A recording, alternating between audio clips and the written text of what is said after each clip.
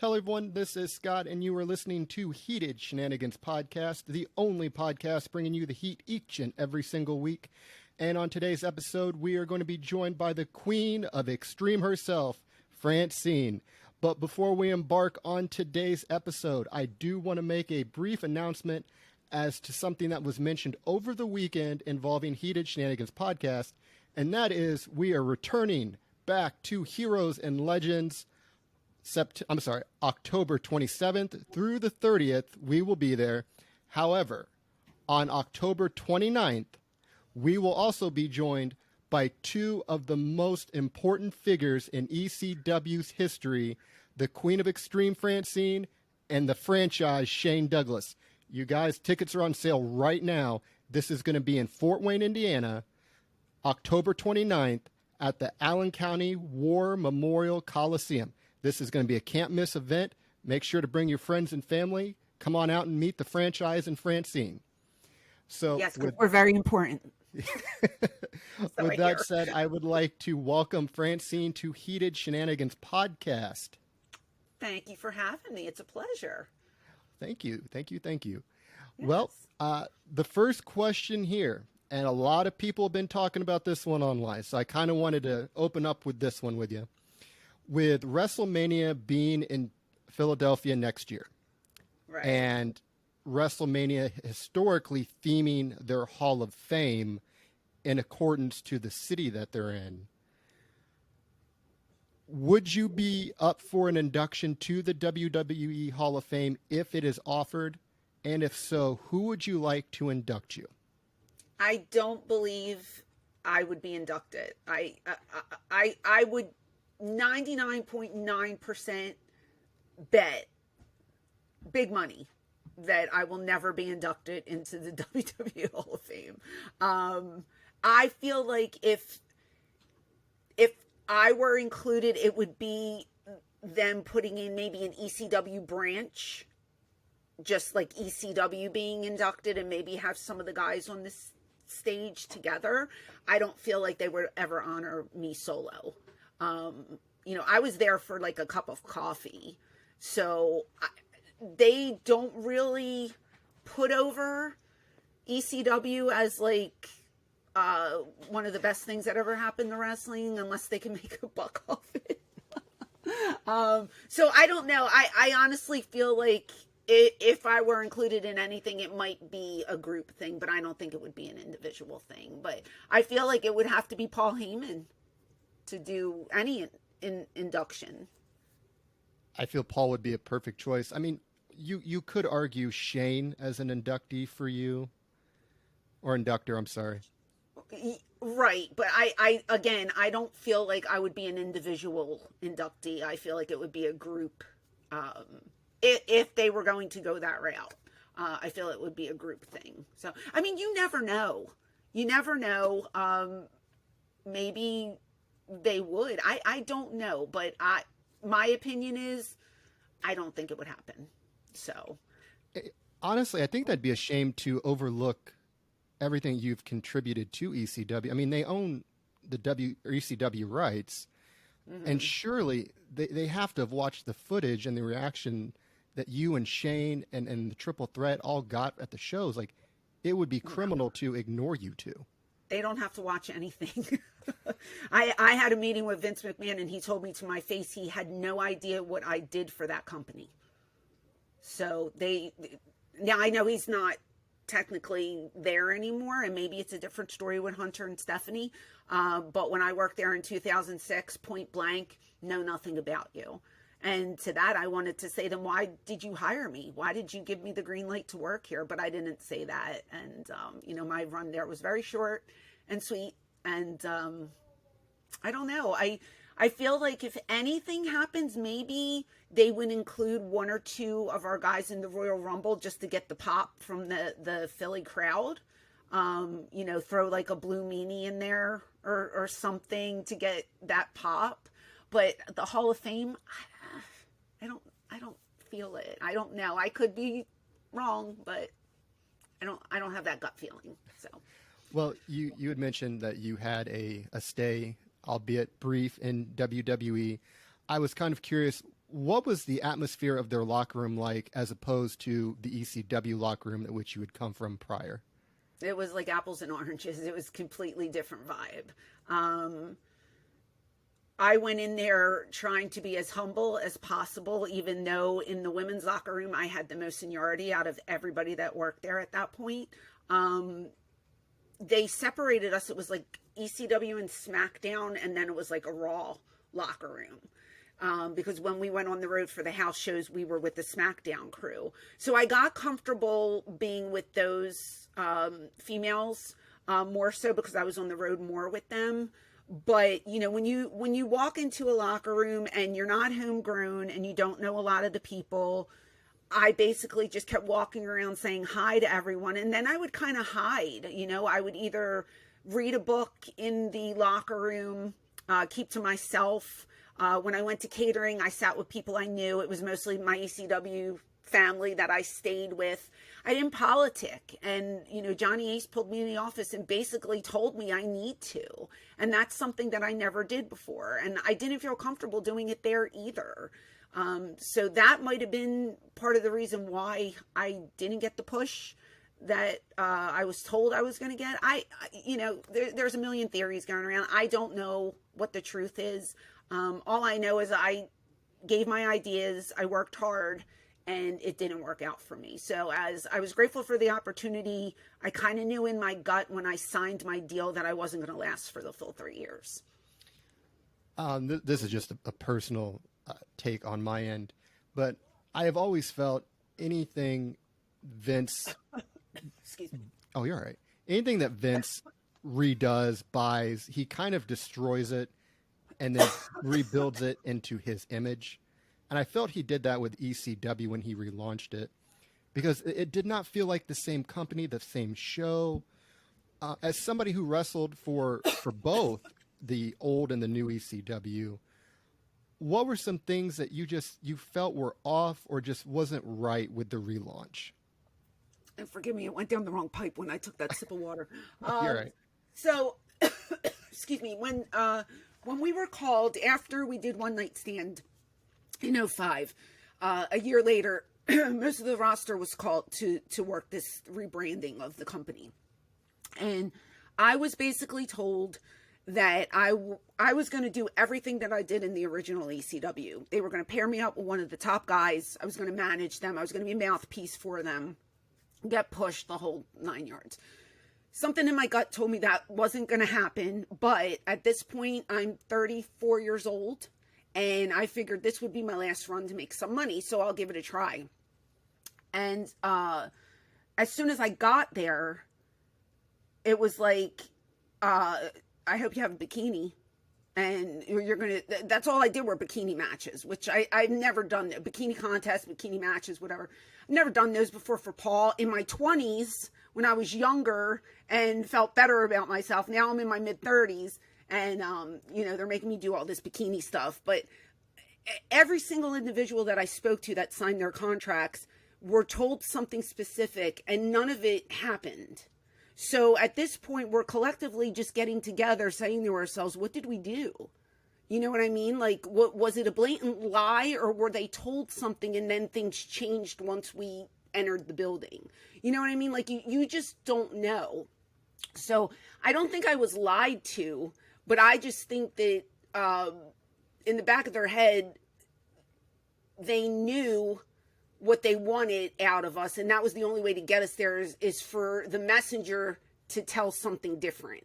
And that's what happened, because everything that I was told never happened.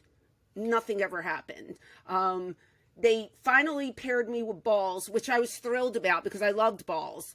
And then, you know, after we get on TV for 2 times, he takes a drug test. They find drugs in his system. He's off the road. I get a phone call. Well, you better go back to getting your bikini ready because that's all you're going to do. And I'm just like, wow, this is not what I signed up for. So I was miserable, and I would go in Johnny Ace's office and I would cry and I would ask for my release over and over again. And him just telling me, no, we're not sending you home. It just got to the point where you know that you can work. You offer to take bumps. You offer to do things. They just weren't interested. So why am I here? Do you think again, this is just, again, pure speculation. Do you think somebody in the know went to Vince and said, look, if you're going to relaunch ECW, you need to get this person, this person, this person, and we can just tell them this so we can get them, so we have the names associated to get the fans to think they're going to have the same brand? Yeah, it's quite possible. But I would have preferred them to be honest with me and, not just say what I wanted to hear. Because ECW always had a very high work ethic. Our guys always gave 110%, whether there was 100 people in the crowd or 100,000 in the crowd. It didn't matter. We worked hard regardless. So we went into this company willing to give that 110%, but we didn't get the opportunity. I was just limited as to what they made me do. I mean, I did the dumbest stuff, and it was very uncomfortable too, because there were kids in the audience and they had us parading around in these little bikinis and then doing these cat fights and stuff. It was just redundant, and it wasn't something that I was proud of, and I wanted to work. I had worked so hard for 13 years at that point, building my name and my credibility up, and then having to go there and just do that kind of stuff was just it was a letdown to me. And I even told Vince I'm ready to work, and he's just like, well, I don't know what you can do. Pretty girls are a dime a dozen. You're beautiful, but I don't know what you can do. That's what he told me point blank. Tape. No. And I said, you own our tape library. He goes, but I've never watched ECW. So it was like his staff or his crew that watched our programming. He says he knew nothing of the company, which I find very strange. You're going to hire a bunch of people and you don't know if we have the credentials or can qualify to work for your brand. I just found that very, very odd. So I don't know. Another around that time, and when the Monday Night Wars were really revved up, and it was such a turf war between ECW, WCW, and WWE, and just how incredibly over you were in ECW. At any point, did WCW try to give you some of that Ted Turner money to lure you over? No. I've never gotten a call from WCW. I was getting phone calls from the WWF in I think it was 95. I had just started managing the Pitbulls on television, working with them. And I was getting calls from a man named Ed Cohen, who was in the, one of the guys in the office. And he just kept telling me I'll make more money with them over up in New York. They called it New York at the time. And Paul can't compete with our money. That's all he kept telling me. And I was still so green because I had only been in the business for a couple of years at that point. And I said, okay, well, I'll keep it in mind, sir. And he would always end the conversation with, don't tell Paul Heyman. Don't let Paul Heyman know we talked. And I said, okay. So for like a month or so, I kept it under my hat. And I got home one night and my mom said, oh, this nice man, Ed Cohen, called. He said you would make so much more money with them than with Paul. And she didn't understand the business. And as I was explaining it to her, like this guilt trip went over me. And I was like, I got to tell Paul. So that weekend, I think we were at the arena.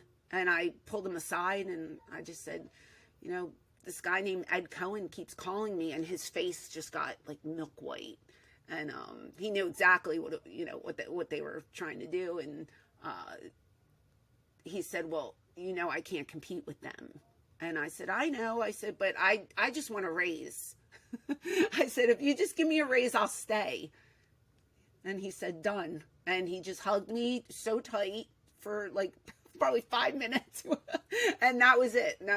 Then it dropped. And then the next time Ed called, I just said, I'm really not interested, because they wanted, I think the pitch was like a sister love character. So paint my face red, walk me out with Bruce Pritchard, and no bumps. Ed just kept saying, you don't have to take any bumps. You don't do anything. You just stand at ringside. And I was like, well, I've been working really hard trying to take everybody's finisher here. And he goes, you won't have to do that. I said, I kind of like doing that. So it just wasn't going to work for me. So their idea was to take Francine, throw face paint on her. Yeah. Red dress, red face paint and just be sister love. So they dug deep for that pitch, didn't they? I don't know. And there were probably other people on the table too, other ideas or names. But Ed was very persistent on me coming in that character. And as soon as Paul gave me that raise, it was like, I just wanted to stay where I was. I was very comfortable.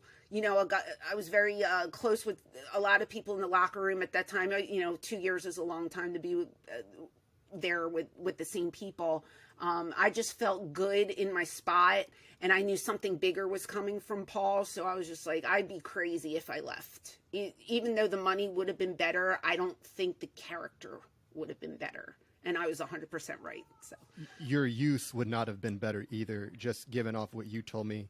You were in a prominent role in ECW with the ECW champion, heavily featured, and then you, I feel, would have probably just been lost in their shuffle making that jump. Well, this was when I was with the Pitbulls, so I wasn't with Shane yet. I didn't, you know, I didn't elevate my character yet. But yeah, going over there and doing something like that, I pretty much would have been written out shortly after that. I would have had to be repackaged as something else. Who knows what could have happened? I don't know. It could have been great. It could have failed miserably. You never know. But I am very, very happy that I stayed where I was. So I have taken the time over the last couple of days to look at your YouTube channel that you have. Oh. And a lot of great stuff there, guys. Make sure to subscribe. It's ECW Diva Francine on YouTube. Right. And the Eyes Up Here podcast, correct? Yes. Yes, we have Eyes Up Here podcast, and then we also have a Patreon that goes along with it as well. And I noticed I'm a huge foodie, so I noticed the cooking stuff. Yeah. What type of content, additional content, can fans expect to find on your YouTube channel? YouTube has everything from clips from the podcast to the cooking videos to vlogs when I'm on the road. The latest video to go up is part 2 with the Sandman, which is hilarious. He's such a great travel buddy to have, and hilarity ensues every single time. So my podcast is not just about wrestling. It's a lifestyle podcast. We talk about everything from our families to Disney to wrestling to current events. Like, it's just a hodgepodge of everything in life. So I don't limit my channel to just one topic. It's like whatever comes up is what you'll see on the channel next. But I like to put a lot of clips of the guests that we had for people to come over and maybe check out my Patreon page, which is Francine Podcast, www.patreon.com/Francine Podcast is the address. So it's just a lot of different stuff to enjoy. But the vlogs are my favorite because they're just funny, and we act like fools and get paid for it. So it's a good time. On the Cooking with Francine, what would you say is your favorite thing to make, be it on the stove, grill, bake? What's your go-to dish? Well, it's Cooking with the Queen. Cooking with the Queen. Cooking with the Queen. My kids really like my meatballs. I'm half Italian, so my mom taught me how to make a good gravy and homemade meatballs. So, yeah, I like making the meatballs the best, I think. But, you know, I've been taking a lot of recipes off Instagram, and last night I made a really good cheesy chicken and rice casserole. And it was really good. Yeah, I enjoyed that a lot. So I like just pulling things and trying new recipes. And my son is starting to help me cook in the kitchen. So that's good to try and teach him how to cook as well. And it's been fun, for sure. Are there any chefs out there that you enjoy watching, or? Yeah, the Food Network is a great channel to have. I love Bobby Flay. I think he's really fun to watch. I love the show Chopped. I always try to picture myself on that show, and I would lose first round because I would panic and not know what to do with the ingredients. But there are a lot of chefs that I admire out there, and I'm okay at cooking. I wouldn't say I'm the greatest. I could follow a recipe. When it comes to like concocting my own dishes, I'm not quite there yet. But I do enjoy cooking. I like to bake as well. So, yeah. And I love to eat. That's the best part. It absolutely is. But the dishes suck. I'm not going to lie. I hate cleaning the kitchen afterwards. Needs to be done, though. Unfortunately. Yeah. So over the course of your career, what would you say is one lesson that you learned in professional wrestling that you did not expect to learn when you started?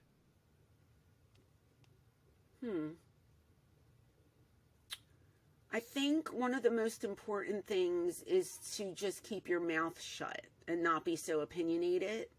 I have a tendency to say what I think right at that moment, and I learned really quickly that you can get in trouble for doing so in a wrestling locker room. So I had to kind of bite my tongue, even if I was right in some cases, you know, at some point. I mean, once you get a little more seniority, it's a little more flexible. You can say, you know, what you want later in life. But in the beginning, I found myself to be a little opinionated, and I learned, no, don't do that. So keep your mouth shut, mind your business, and don't date the boys is what I tell what I tell the younger girls that come in the locker rooms in these times that we're in today. So, is there an example of a time that you said something that you immediately wished you hadn't said? Yes. Yeah. The one example that always sticks in my head is the Scott Hall story.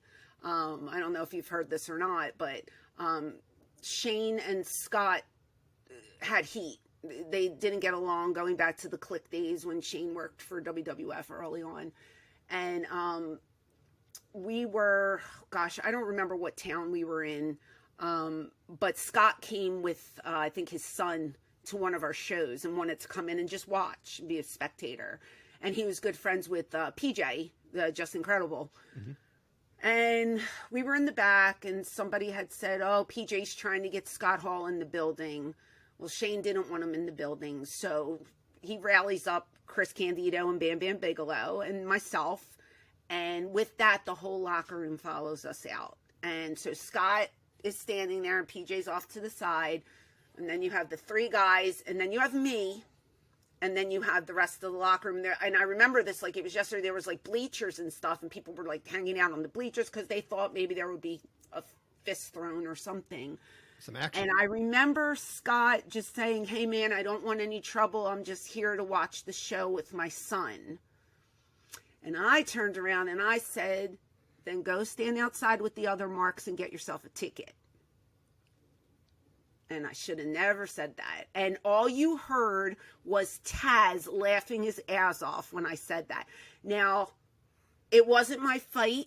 I should have never opened my mouth. I was sticking up for my friends, obviously, because we're the triple threat, you know, whatever.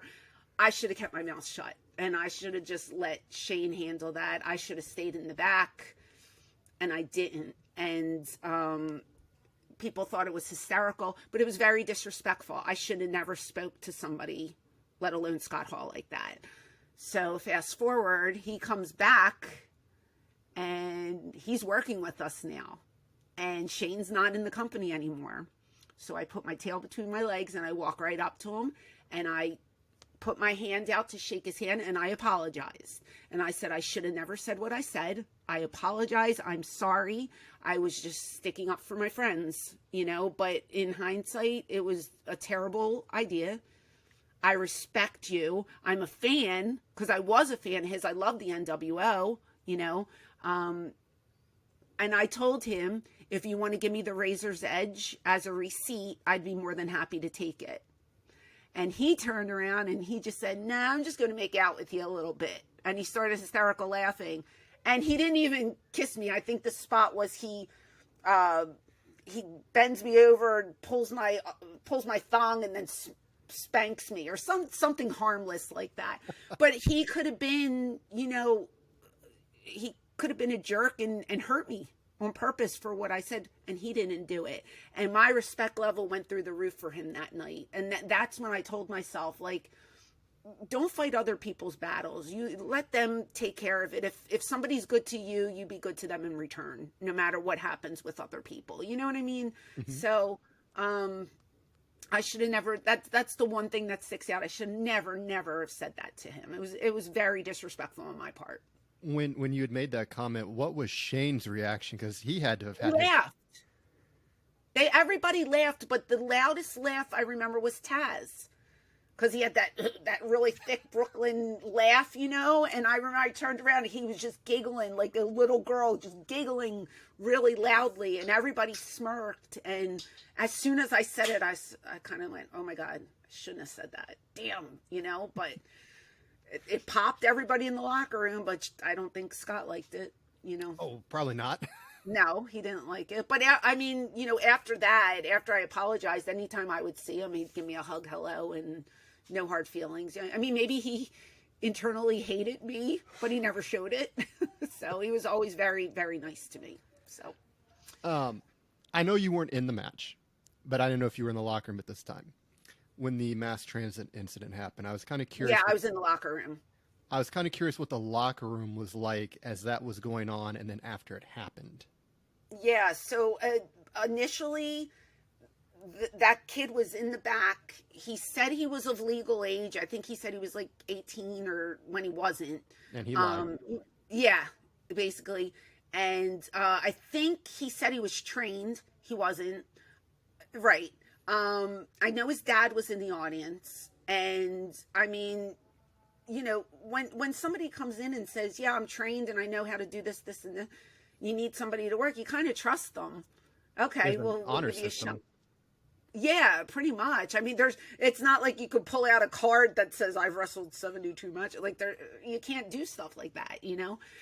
So he was basically telling, whether it was Paul or New Jack, I forget who he was talking to, but he was just saying all the right things and got himself on the card.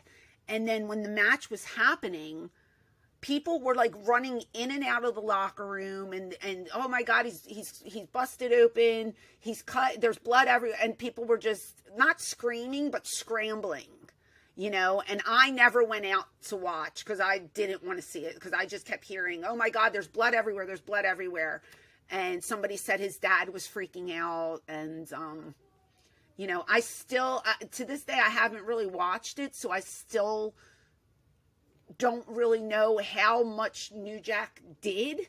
I heard it was terrifying, you know, like his veins were cut open and all. Yeah, it was bad. I know it was bad, but I didn't witness it because I wouldn't go out and watch. Like a lot of people ran to see it.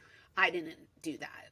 So yeah, from what I mean, there's 1,000 different versions out there on the internet, but the only true truth is what happened with New Jack and him, and that's the rest of it's just speculation. But right, the constant story is that this man did indeed lie about his age to get this opportunity. Yes, and he was very belligerent in the things that he was saying, and he was pushing the buttons of a vet that you don't do that, especially if you're new. You don't go in there and tell the vet they're going to do this, that, and the other to you.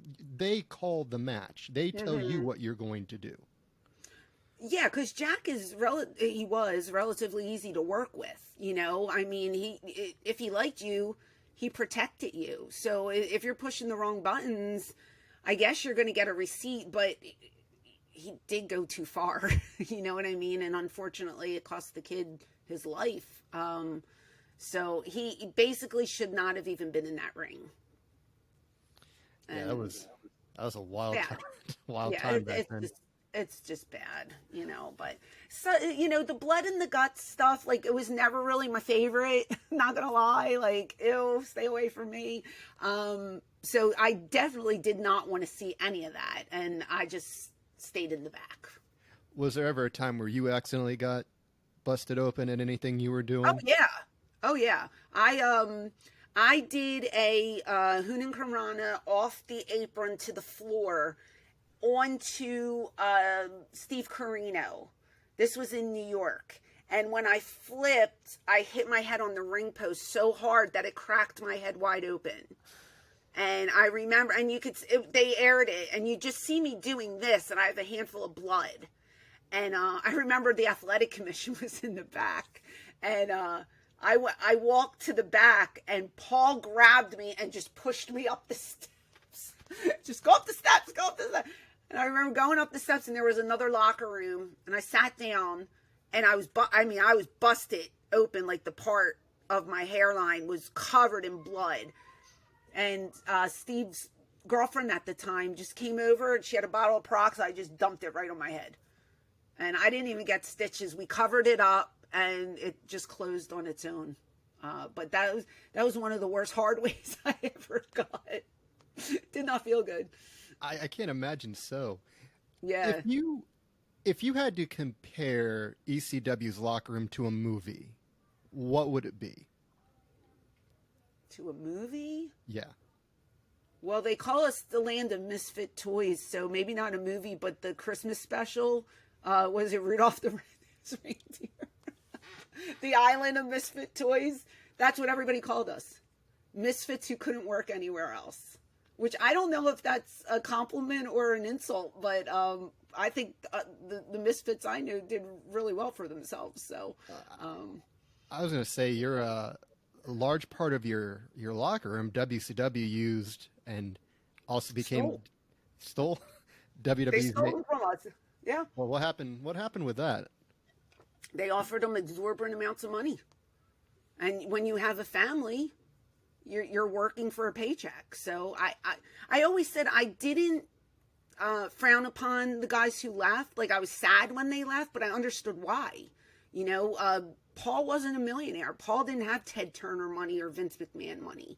You know, it was like, if you can find greener pastures, go ahead. Because if you're going to kill yourself out there, you might as well get paid for it. So I never looked down on people when they left to go work elsewhere, because I knew it was for the money. I had heard a story, and again, this could be completely false, but there was a story that when the Dudleys were offered their WWF contract, they had gone to Paul and said, just give us $1 more. It's true. It's true? It's true, because Devon was on my podcast and told the same story. Okay, I believe Paul refused because he knew that they would shine brighter over in the other company and make a ton more money. And he didn't want to hold them back. That's my feeling. I think Paul was just being extremely generous in saying, I have to let you go. I don't think he wanted them to go, but he couldn't. Just like he said to me, I can't compete with their money. You know, if you need to go, you can go. That's a shit. The Dudleys, all time, to me, one of the greatest tag teams of all time. They're in my top 3. I've loved everything they've done.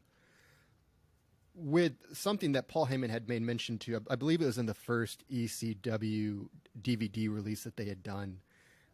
Heyman had said, had I had the money, you would have worked for either me or Vince, because I would have put WCW out of business. And I think I believe that's true. If you look at the status of the company at the time when WCW went under, ECW, from a storyline perspective, from an in-ring talent perspective, had surpassed WCW, in my opinion. Yeah, I was also told, I remember, I don't know how accurate these numbers are, but I was also told towards the end we were drawing more at our house shows than WCW was. We were drawing more fans. I could be wrong, but that was the collective word that we were getting. I know it was a money issue with us. I don't know about WCW. It's unfortunate because we were all still relatively young when we went out of business, and we had so many more years that we could have gave to that company, and there were so many younger kids that were being brought up and being groomed to, maybe they were curtain jerkers, but then they were going to be mid-card, and then they would have eventually been main event. Everybody was progressing in that company. There was so much more that we could have did, and unfortunately did not get the chance to do it. Not at the fault of the workers, because we worked for nothing for months and months and months. We didn't get paid. We would just go and, work, and hopefully we could sell gimmicks at the gimmick table and make a couple bucks there. But as far as getting paychecks, we didn't get paid for a very long time. And we stuck with the company because we all believed in it and was hoping that Paul was going to find that, that network that was going to take us and save us. But it never happened. Which is a shame because, as you mentioned, there was a lot of meat left on the bone for ECW. Sure was. Yeah, I agree. Over the course of your career, what would you say is the scariest bump that you've taken and the scariest bump you have seen someone take? Scariest bump that I took was probably when I broke my pelvis. Bam Bam told me before we went out there, I don't know what I'm going to do to you. Just get in the ring, we'll do something. So I didn't know what to expect. Usually you go over things in the back, especially when you're going to take a bump. So when I got in the ring, he just grabbed me and he pressed me over his head. And I don't know how, maybe a month or two ahead of months went by, but I got a breast augmentation done right before then. So I was afraid that I was going to fall on my breast and pop an implant. So I remember he pressed me and just kind of tossed me. And it was a quick bump, but as you're falling, it kind of took a year to fall. And in my mind, I was trying to take a flat back bump, but it was so fast, I landed on my hip. And they didn't air it, but I used to go to the studio a lot and watch Paul edit. And you actually saw the bone pop out and then pop back in. And I couldn't move the left side. I couldn't move my left leg at all. And they took me out. They took me to the back and I was in excruciating pain. And Paul said, "You have to get in the ambulance." And I said, "I'm not going to the hospital. No. And I'm sure you saw the speech with Paul on the wooden steps in the back for the first pay-per-view. He told me, if you can walk up those steps, you don't have to go to the hospital. So I get off the table and I collapsed because I couldn't put any weight on my left side. That was the worst injury I had. I mean, I broke my nose before. I told you I busted my head open. I had little injuries here and there. I chipped my tooth, like stuff like that. Never to the extent of breaking my pelvis. I broke my ribs before. That was the worst one. The worst one I had seen was a guy that came. He was there for one night, I believe. I can't even remember the guy's name. Super nice guy. He was supposed to be like the triple threat secret weapon that evening. And I run to the back to get him and I bring him out and he does what Sid did. He jumps off and he breaks his leg. And I just saw the leg snap. And I just went, oh my God. Well, there goes the angle, and I'm like, but the poor kid broke his leg. And it was just one and done. And that was the worst injury I've seen somebody, because you literally just saw the leg snap and it was, terrible. I was at the WCW pay-per-view Sin when that happened. Oh, and with Sid, yeah. Oh my God. When he landed, the entire crowd. Collective. Oh, it was like, oh. But then goodness. Scotty Steiner didn't know that it was broken. He's going over and kicking him and the leg is just flopping. Oh, and I'm like, God. Oh God, just yeah. Call it. Pretty bad. How he didn't pass out from the pain is. It's weird when you're out there. It's like your adrenaline is pumping so high and you feel it, but you don't react to it until you get to the back. You can't understand this unless you're a performer, it's the weirdest thing. But I just remember I felt the pain, but you just keep going, and when I got to the back, that's when I crumbled like a cookie, but, it's weird. It's a weird feeling. I did have a couple of fan questions that we screened before asking, and we had to get out some of the. Did you? Okay. Yeah. Some of the ones that made it through. Okay. What are your top 5 favorite artists in music? Oh, that's an easy one. So number 1 is Duran Duran. Like the Beatles.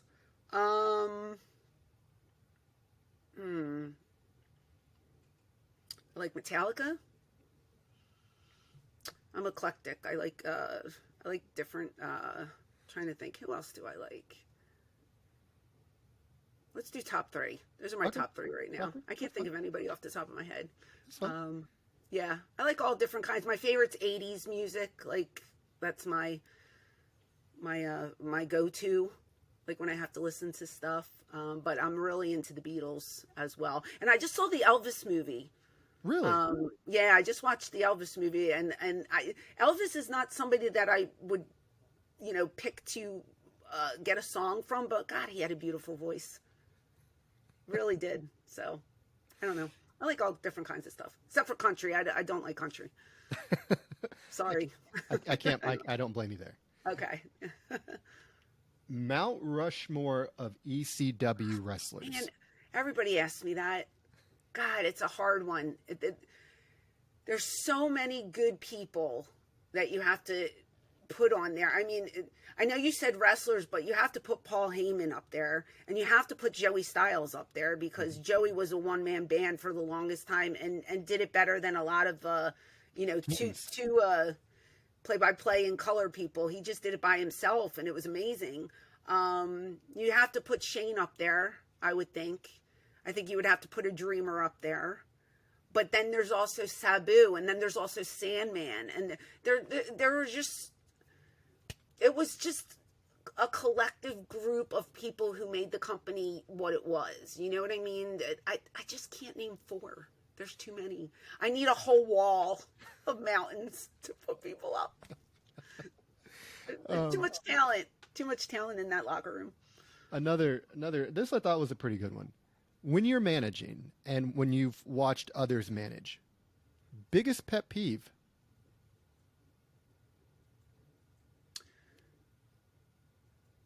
When the manager tries to get themselves over at the wrong time. And with that, I mean by taking away from what the boys are doing in the ring. You have to get yourself over, but you have to know when to do it. I've seen a lot of maybe a lot of indie workers jump up on the apron when they're not supposed to, or try distract the crowd from watching the match because they're doing something at ringside. And there's a time and a place for everything, and I just feel like you don't take away from the boys. They're the ones working really hard. You'll get your time. There's a spot coming up for you. Just be patient and wait. That's a fair one. A question that I had that I wanted to ask you as well was, what would you say is your favorite story you have ever seen told in a wrestling ring? Oh, my favorite story. Well, I mean, the speech that Shane gave, that was heartfelt and true, when he throws down the belt and declares himself the ECW champ. I mean, the way he just called to his father who had passed away, that hit home with me. So I really, really liked that promo, which really wasn't a promo. It was from the heart. So that meant a lot to Shane, and people still talk about that speech to this day. So that was a damn good speech. Yeah, it was really good. I'd actually watched it a few months ago, and the best moments in wrestling are the ones that do not feel rehearsed at all. They're not scripted. Some of the best promos that you'll ever see are when Paul gives us bullet points, but doesn't specifically give us verbiage word for word, and lets the character run with the ball, so to speak. We discussed this before. I'm not good at memorization. I can't remember things. But if you tell me, talk about this, this, and this, I can go with it, and I can give you a hell of a promo. Same with Shane. He doesn't like to be verbatim. Just give him bullet points. And Shane's one of the best talkers that this sport has ever seen. There's a lot of people in our locker room that are good like that. Like, I know people used to tell me, like, in early WWF, there'd be, like, a monitor that you would have to read from for your promos. And to me, that doesn't sound genuine at all. But when you give somebody a topic and you let them talk from their heart, I think it means so much more. So that's why I feel like Paul was a genius when it came to just storytelling and letting the boys do what they wanted to do with the promos and express themselves, because it was just more genuine, than just reading a teleprompter. I 100% agree. Yeah. The next question, though, and this, again, was historically viewed as one of the worst angles in professional wrestling just because of how much it let down what it could have been. When the invasion angle happened with WCW and ECW joining forces, did you watch any of that at that time? I think I watched a little bit of it. My memory's a little off on it. But yeah, it's, I think, didn't they wear their t-shirts with the brands on them or something? Yeah. Yeah. I was curious if you had any thoughts about how that was handled and the overall portrayal of ECW in that particular angle. So was that angle when, right after the companies folded? Yeah. And then that all started? They put Stephanie in charge of ECW and Shane had the deal with Shane WCW. had WCW. So I got a call as soon as we went bankrupt. I got a call to go in and work as the manager for X Factor. I don't know if you remember that little group. It was supposed to be myself, PJ, X-Pac, and Albert. That's how it was pitched. And we were supposed to have a feud with the Hardy Boys, and it was going to end up me and Lita were going to feud. And they wanted me to debut on Raw, and they wanted me to take Lita's Hunan Kanrana and all that stuff. I didn't want to do it. Number one, nothing against anybody that worked there.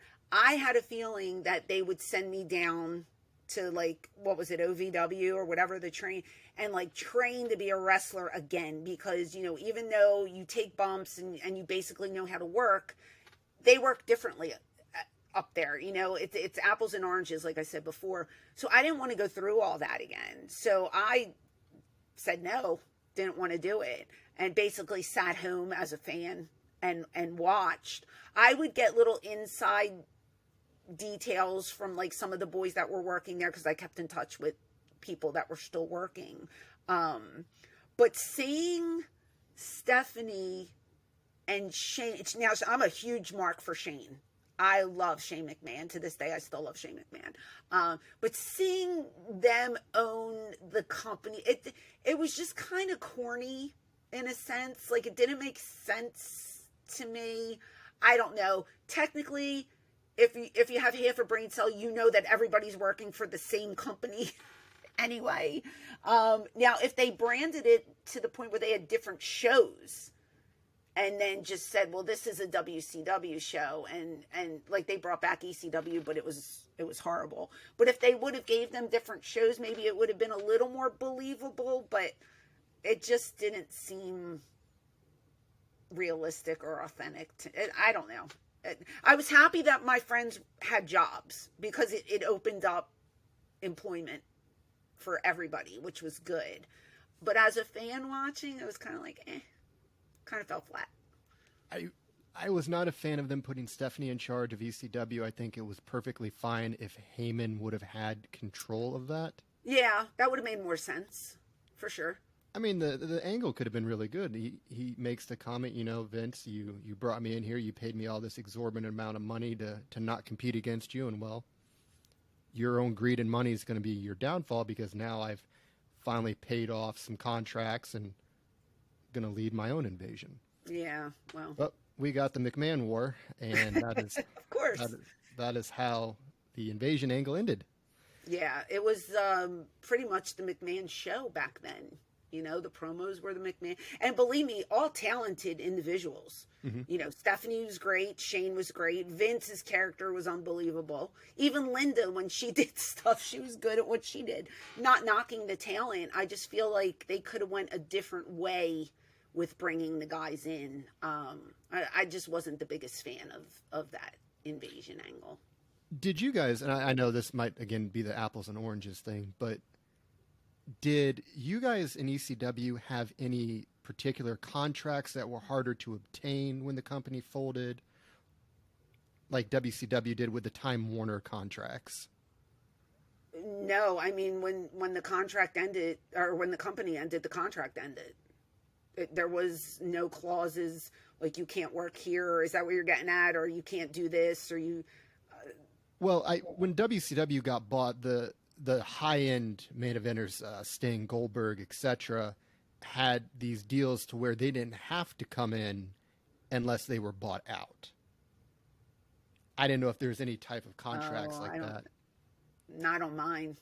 Mine was a pretty standard deal. You know, I got paid and that was it.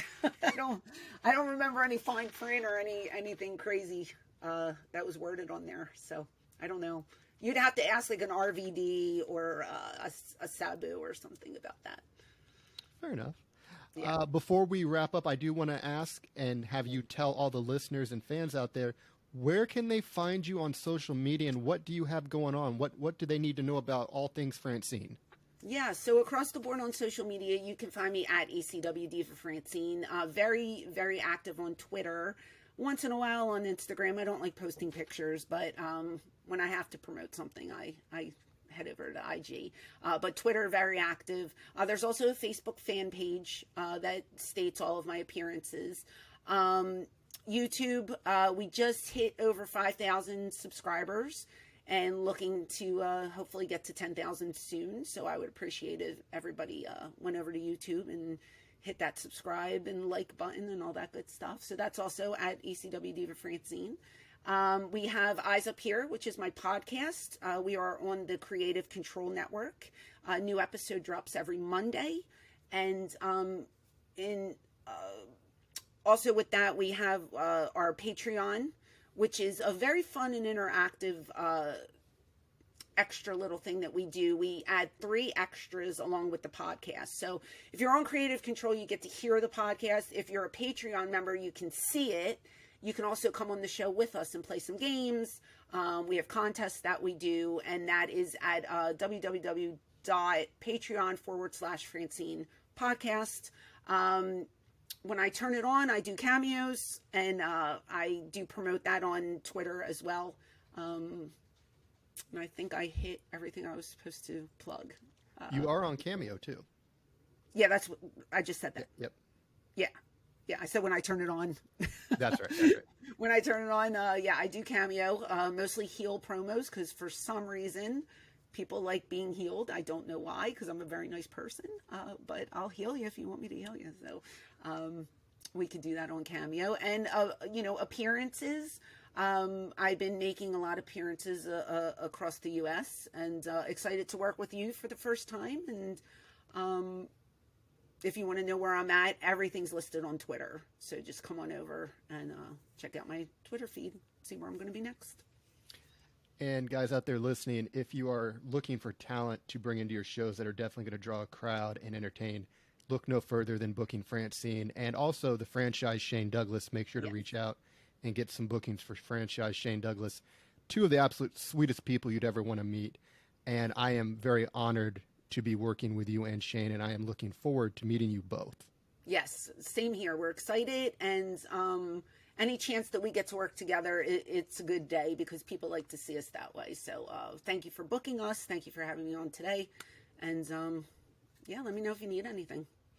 All right. Well, guys, that'll do it for this episode of Heated Shenanigans Podcast. You guys take care and have a good rest of your week.